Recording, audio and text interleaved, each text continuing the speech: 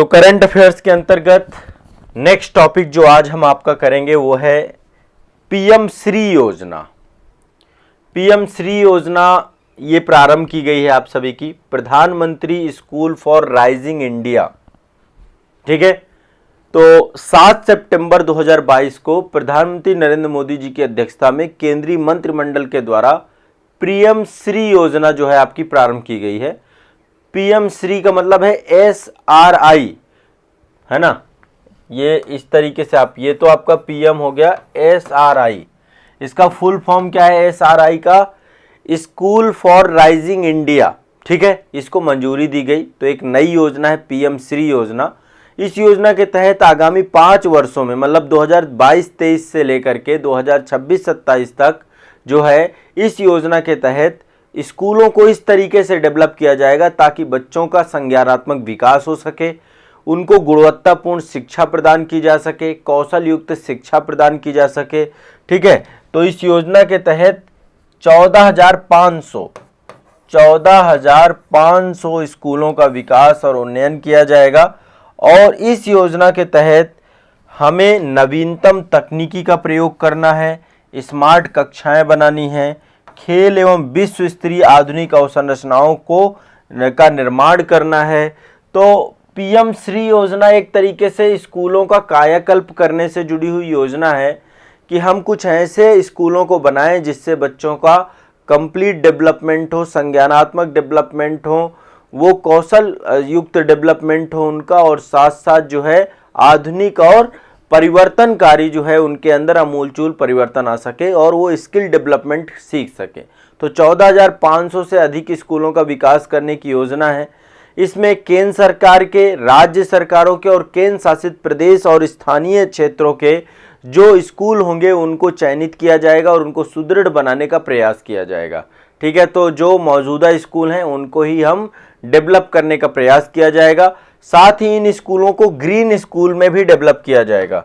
Green school मतलब जो पर्यावरण के प्रति सजग स्कूल हो। ठीक है, पर्यावरण के तहत अनुकूल हो, इस तरीके से विकसित किया जाएगा ताकि प्रो इन्वायरमेंटल स्कूल हो। जैसे सोलर पैनल लगाए जाएंगे, LED लाइट्स लगाई जाएंगी, प्राकृतिक खेती के लिए मतलब एक जो है आपका गार्डन बनाया जाएगा। यहाँ पे सॉलिड वेस्ट मैनेजमेंट यानी अपशिष्ट प्रबंधन की व्यवस्था यहाँ पे हो जाएगी। ये सारी चीज़ें जो है इन पीएम श्री स्कूलों में होगी। तो ये एक बहुत इंपॉर्टेंट है, ध्यान रखिएगा। इससे स्कूल गुणवत्ता बढ़ेगी आपका और जो है इसको लेकर बेहतर काम हो पाएगा। ठीक है, तो जो केंद्रीय विद्यालय हैं, अभी बहुत सारे KBS है ना, जहाँ पे केंद्र सरकार के विद्यालय हैं, KBS बोलते हैं, केंद्रीय विद्यालय, और नवोदय विद्यालय जो आपके हैं वहाँ पर जो है इसको पहले लागू किया जाएगा। जो KB हैं आपके केंद्रीय विद्यालय हैं और नवोदय विद्यालय हैं, नवोदय विद्यालय और केंद्रीय विद्यालय पे पीएम श्री को लागू किया जाएगा, उनको इस तरीके से डेवलप करने का प्रयास किया जाएगा। तो पहली एक योजना आपकी क्या है? ये शिक्षक दिवस के अवसर पर प्रधानमंत्री जी के द्वारा जो है ये शिक्षा के क्षेत्र को बड़ी सौगात दी गई। ठीक है, तो ये ध्यान रखिएगा।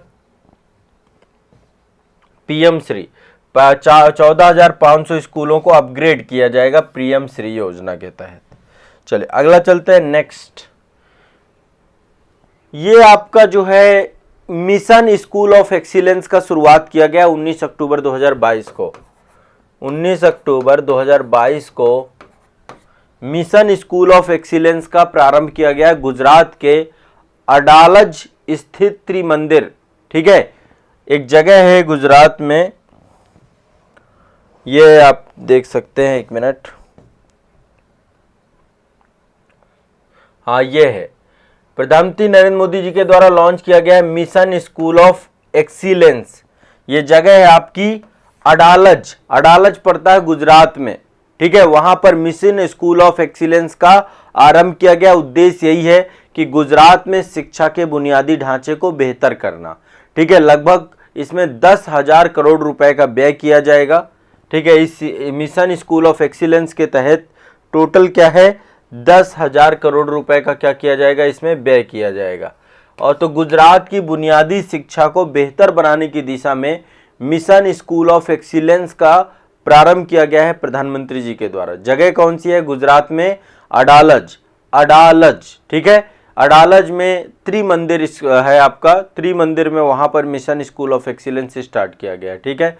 और विश्व बैंक के द्वारा इसमें सहायता भी प्रदान की जाएगी, विश्व बैंक द्वारा ये पोषित है मिशन स्कूल ऑफ एक्सीलेंस ये योजना, ठीक है।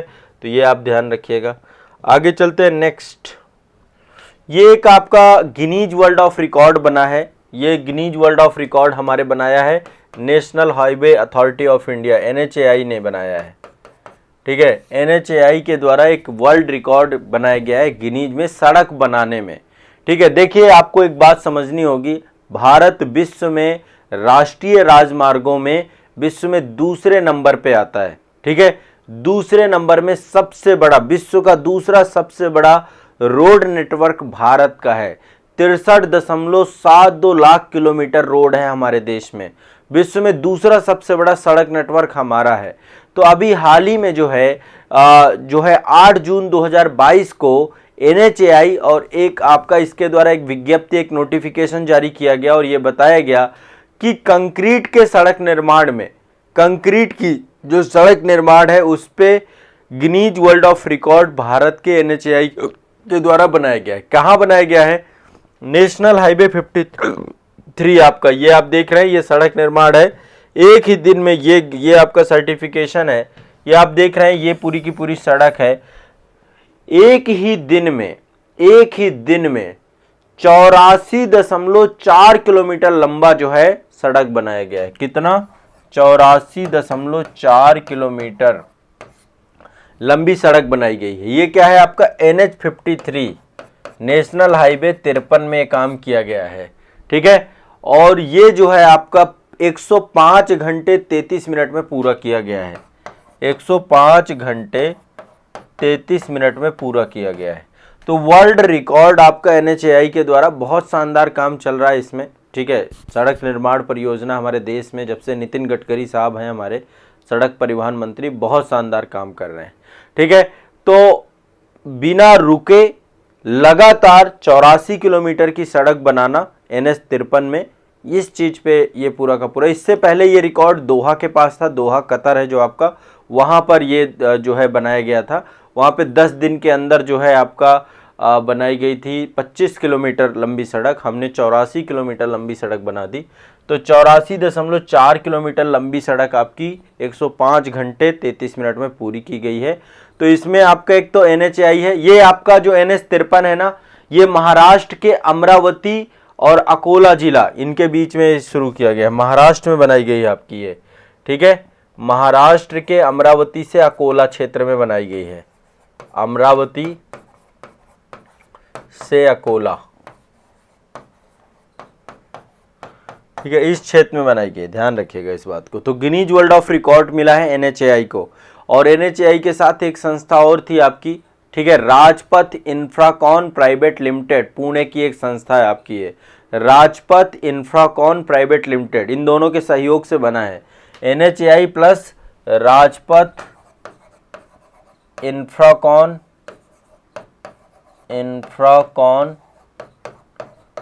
प्राइवेट लिमिटेड, ठीक है। ये दोनों NHAI भी है इसमें, NHAI प्लस इन दोनों के सहयोग से 84.4 किलोमीटर की 105 घंटे में लगातार सड़क बनी है आपकी, ठीक है। तो ये आपको ध्यान रखना है। आगे चलते हैं। ये एक आपका इंडेक्स है, समृद्धि सूचकांक है आपका, ठीक है। इसका नाम है लेगाटम समृद्धि सूचकांक 2023, लेगाटम समृद्धि सूचकांक जो है 2023। तो 2023 का जो है आपका ये इंडेक्स आ गया है। इससे जो देश हैं उन देशों की समृद्धि का मापन किया जाता है, विभिन्न देशों की समृद्धि के स्तर का माप किया जाता है, तुलना किया जाता है। तो एक NGO है आपका, जो गैर सरकारी संगठन है, जिसका नाम है लेगाटम इंस्टीट्यूट। इसके द्वारा हर साल जो है लेगाटम समृद्धि सूचकांक जारी किया जाता है। तो लेगाटम समृद्धि सूचकांक 2023 आपका जारी हो चुका है और इसके ये लंदन में अवस्थित है लेगाटम इंस्टीट्यूट, इसके द्वारा ये पूरा का पूरा। तो ये आपका हर साल जो है एक समृद्धि सूचकांक देता है।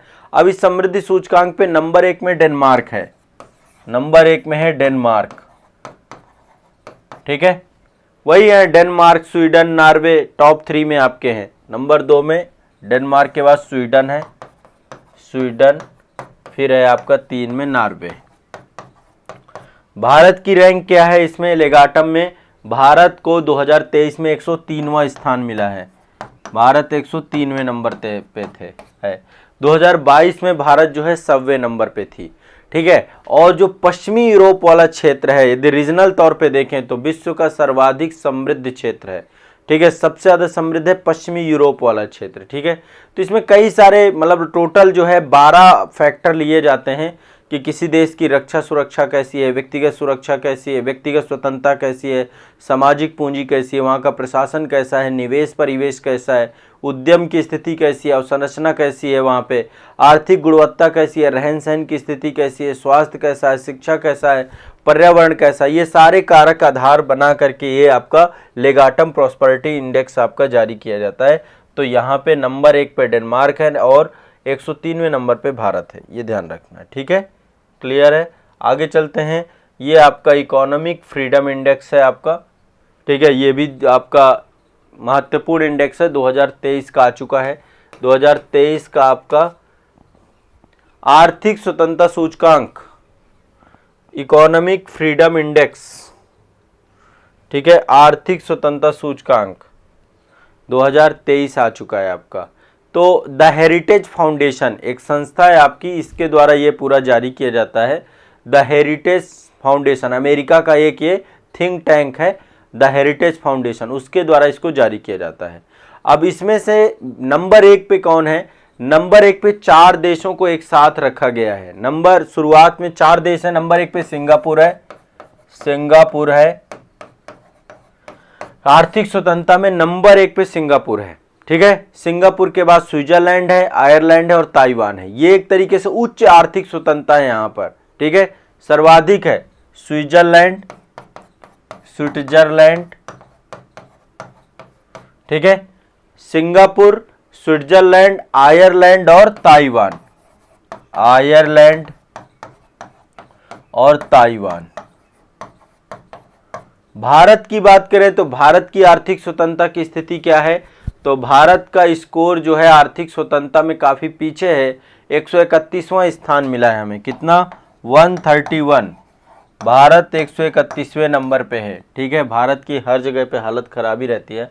आर्थिक स्वतंत्रता सूचकांक में विश्व में सिंगापुर को सबसे स्वतंत्र अर्थव्यवस्था घोषित किया गया है और भारत आपकी 131वें स्थान पे है। ठीक है, 131 स्थान पे हम हैं।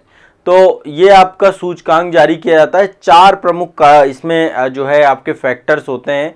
सबसे पहला होता है विधि नियम कैसे हैं, रूल ऑफ लॉ कैसे हैं किसी कंट्री के इकोनॉमी को लेकर के। दूसरा होता है सरकार का आकार कैसा है, मतलब सरकारी खर्च कैसा है, टैक्स का बोझ कितना है लोगों पे, प्रभावशाली इफेक्टिवनेस कितना है। फिर तीसरा होता है नियामक दक्षता, मतलब रेगुलेटरी जो आपकी बॉडीज होती हैं वो कितना बेहतर काम कर रही हैं। और फिर ओपन मार्केट कितना है, बाजार कितना, व्यापारिक स्वतंत्रता कितनी है, निवेश स्वतंत्रता कितनी है, वित्तीय स्वतंत्रता कितनी है, ये सब आधार बना करके। तो नंबर 1 पे सिंगापुर, भारत 131वें नंबर पे है। ठीक है, इसके बाद ये अगला एक इंडेक्स है rule of law index, rule of law index. ठीक है, rule law of index, rule, एक minute, rule of law index, law index 2022 की रिपोर्ट आ चुकी है। इसकी भी रूल ऑफ लॉ इंडेक्स 2022 की रिपोर्ट आ चुकी है। ठीक है, तो ये आपका जो है इसके तहत नंबर 1 में रूल ऑफ लॉ इंडेक्स में भी जो वहाँ पे किस देश में कानून का शासन कितना है इसके बारे में जानकारी प्राप्त की जाती है कि किसी देश में कानून का शासन कितना है। ठीक है, तो नंबर 1 पे डेनमार्क है आपका। डेनमार्क, आप देखिए हर जगह पे ये कंट्री बेस्ट है, तो हर जगह पे बेस्ट होगी तो निश्चित तौर पे टॉप में ही रहने वाली है। डेनमार्क, नंबर 2 नॉर्वे, नॉर्वे और फिर है नंबर 3 पे फिनलैंड, फिनलैंड। ठीक है, रूल ऑफ लॉ इंडेक्स की बात हो रही है। भारत की बात करें तो भारत का 77वां स्थान है। कितना है? 77वां स्थान भारत का। ठीक है, रूल ऑफ लॉ इंडेक्स में कानून के शासन के अंतर्गत हमारे यहाँ पे 77वां स्थान है। ठीक है, ध्यान रखना है। तो ये इसके बाद नेक्स्ट है आपका अगला है देखिए, यूनाइटेड नेशन में एक संस्था है सुरक्षा परिषद, मोस्ट इंपॉर्टेंट संस्था है आपकी सुरक्षा परिषद। इसको हम यूनाइटेड नेशन सुरक्षा सिक्योरिटी काउंसिल कहते हैं, यूएनएससी बोलते हैं। इसमें 5 तो परमानेंट मेंबर हैं, P5 बोलते हैं इनको। P5 में आपका यूएसए आता है, ब्रिटेन आता है, चीन आता है, फ्रांस आता है और रूस आता है। ये आपके P5 हैं, ठीक है, परमानेंट 5 हैं सिक्योरिटी काउंसिल के और मोस्ट पावरफुल बॉडी है। इसमें 10 मेंबर अस्थायी होते हैं, टेम्परेरी होते हैं, अस्थायी होते हैं आपके 10 मेंबर। तो 10 मेंबर्स का जो है आपका हर 2 साल पर इनका चुनाव होता रहता है, हर 2 साल में चुने जाते हैं। यूनाइटेड नेशन पे संयुक्त राष्ट्र में एक संस्था और भी है, महासभा। महासभा में 193 देश हैं, टोटल 193 कंट्री आपकी महासभा के साथ जुड़ी हुई हैं। तो 10 अस्थायी क्षेत्रों के तौर पर जो है अभी नए सदस्य जुड़े गए हैं, नए अस्थायी सदस्य जोड़े गए हैं। देखिए अभी भारत पहले था आपका, भारत भी 31 दिसंबर 2022 को भारत का कार्यकाल खत्म हो गया था। भारत, आयरलैंड, केन्या, मैक्सिको और नॉर्वे, इन 5 देशों का कार्यकाल खत्म हुआ था। जब इन 5 देशों का कार्यकाल समाप्त हुआ है तो इनकी जगह पर 5 देश आपके आए हैं। एक तो जापान आया है, जापान नया अस्थायी सदस्य चुना गया है। सुरक्षा परिषद के 5 नए अस्थायी सदस्य चुने गए हैं, ठीक है। सुरक्षा परिषद के 9 जून 2022 को संयुक्त राष्ट्र सुरक्षा परिषद में अस्थायी सदस्यों के लिए 5 नए जो है सदस्यों का चुनाव हुआ है। तो जापान, फिर स्विट्जरलैंड, ठीक है, जापान, स्विट्जरलैंड, माल्टा, मोजाम्बिक और इक्वाडोर।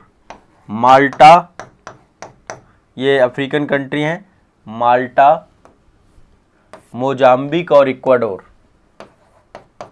माल्टा, मोजाम्बिक और इक्वाडोर। ये अफ्रीकन कंट्री, वो दक्षिणी अमेरिका की कंट्री है। तो ये आपकी 5 नई कंट्रियां जुड़ी हैं। इससे पहले 5 कंट्रियां जो रिटायर हुई थी, भारत, आयरलैंड, केन्या, मैक्सिको और नॉर्वे, ये इनकी जगह पे 5 कंट्री आई हैं, जापान, स्विट्जरलैंड, माल्टा, मोजाम्बिक और इक्वाडोर। तो ये ध्यान रखिएगा, ठीक है, सुरक्षा परिषद में ये। और इसके अलावा 10 टोटल होते हैं। P5 तो मैंने बता दिए परमानेंट है, कभी नहीं हटेंगे, यूएसए, ब्रिटेन, चीन, फ्रांस, रूस, ये सब जानते हैं।